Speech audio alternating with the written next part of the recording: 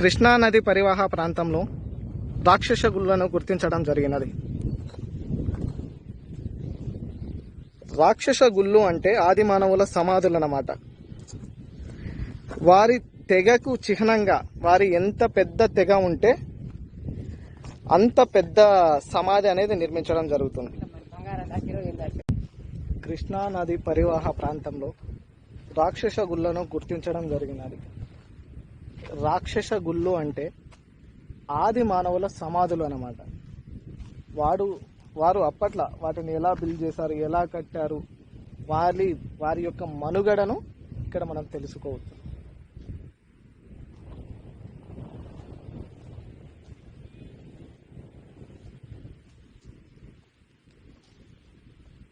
ఆ పెద్ద stones use చేస్తారు, సరౌండింగ్ అనే చిన్న స్టోన్స్ యూజ్ చేయడం జరుగుతుంది.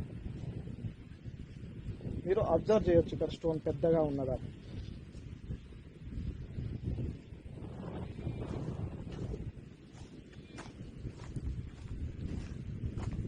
అదే మాదిరిగా మరికొన్ని కూడా ఇక్కడ ఉండడం జరిగింది.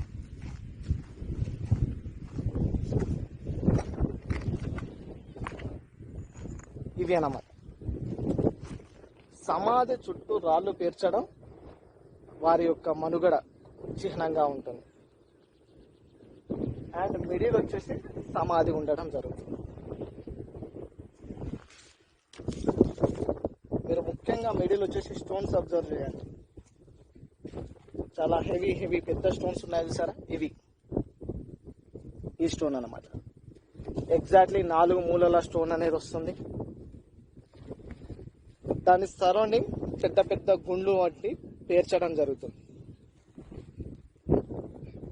ఒక్కొక్క తెగలో ఒక్కొక్క మాదిరిగా వీటిని నిర్మిస్తారు. వారి తెగను బట్టి వారు ఎక్కువ మంది ఉన్నారు అంటే ఇంకా హెవీ పెద్ద స్టోన్స్ ఉండడం జరుగుతుంది.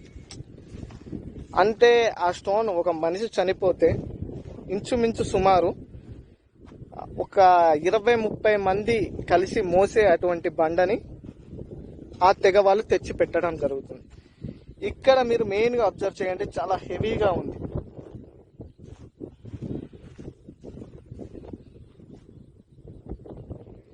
అందులో ఒక పెద్ద అని కూడా అనుకోవచ్చు.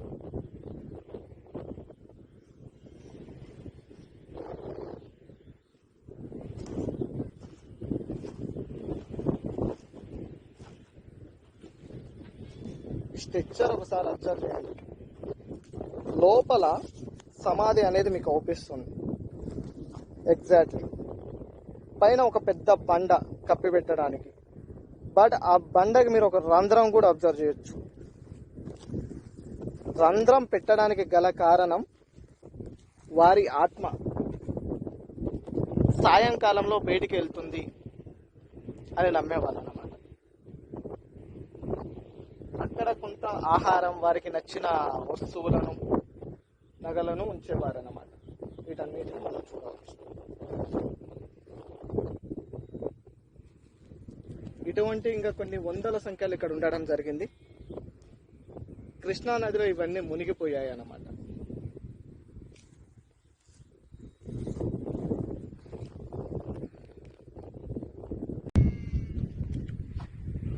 కృష్ణా నది పరివాహ ప్రాంతంలో ఆది మానవుల సమాధులను గుర్తించడం జరిగినది.